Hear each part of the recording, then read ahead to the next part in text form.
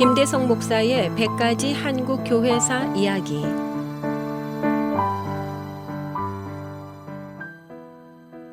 목요일에 만나는 5분 컬럼 100가지 한국 교회사 이야기 43번째 시간입니다. 오늘은 성경이 한국어로 라는 제목으로 이야기를 계속하겠습니다.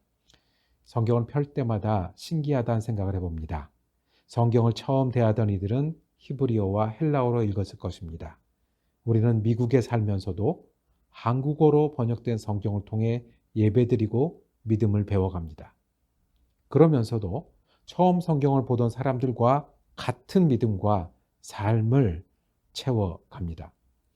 우리말로 된 첫 번째 성경은 만주에서 사역하던 스코틀랜드 선교사 존 로스와 존 맥킨타이어가 1882년에 한국인들의 도움을 받아서 누가복음과 요한복음을 번역하여 출판한 것이었습니다.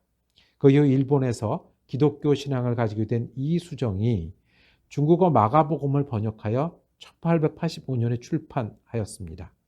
처음 한국을 찾던 선교사들이 바로 이 성경을 들고 들어올 수 있었고, 선교사들 이전에 만주와 관서 지방에서는 전도를 시작하고 한글 성경을 통해 믿음을 키워가는 이들이 생겼다고 합니다. 이는 세계 선교 역사상 유례가 없는 성서 번역이었습니다. 초기 선교사들은 힘을 합쳐서 복음서를 다시 번역하고 로마서를 더해서 1890년에 국내에서 첫 성경을 출판하였습니다. 이 과정에서는 서상윤과 백홍준 등의 한국인 협력자들이 큰 공헌을 했습니다.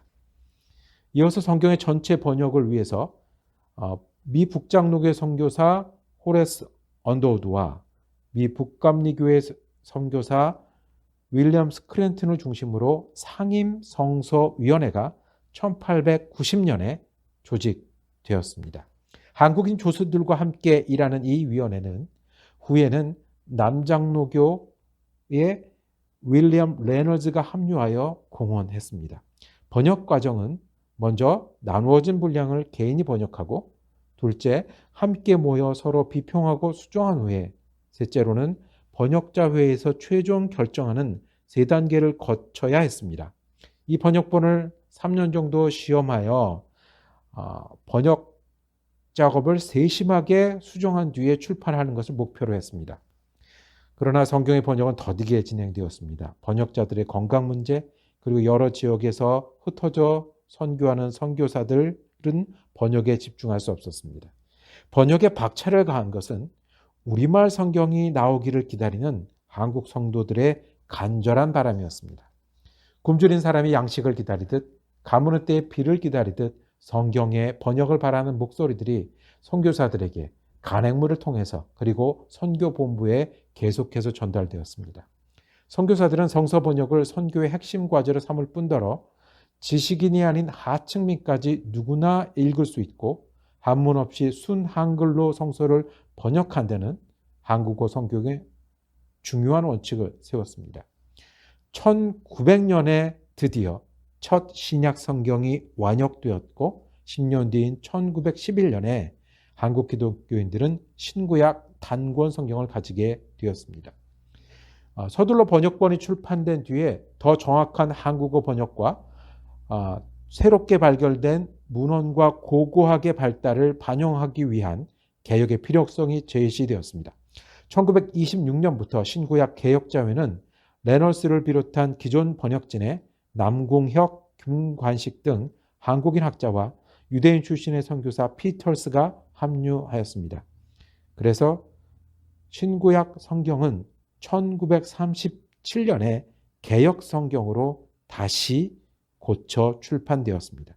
이 성경이 1952년에 맞춤법을 다시 선보고 1998년에 다시 대폭 개정하여 개혁 개정판으로 현재 85% 이상의 한국 교회에서 사용하고 있는 성경이 되었습니다. 그 외에 개신교와 천주교인들이 협력하여 번역한 공동 번역은 그 후에 천주교와 개신교가 협력하여 번역했던 1977년의 공동 번역, 그리고 쉬운 한국어로 번역하고자 했던 1983년의 표준세번역 등은 우리가 기억할 만한 한국 성경 번역의 역사입니다. 성경이 번역되어 한국인들의 마음과 삶에 자리하기까지 이름없이 헌신한 한국 기독교인들의 기도와 땀이 귀하게 느껴집니다. 그렇게 성경은 미국에 사는 우리들에게도 믿음과 삶을 위한 하나님의 목소리가 되었습니다.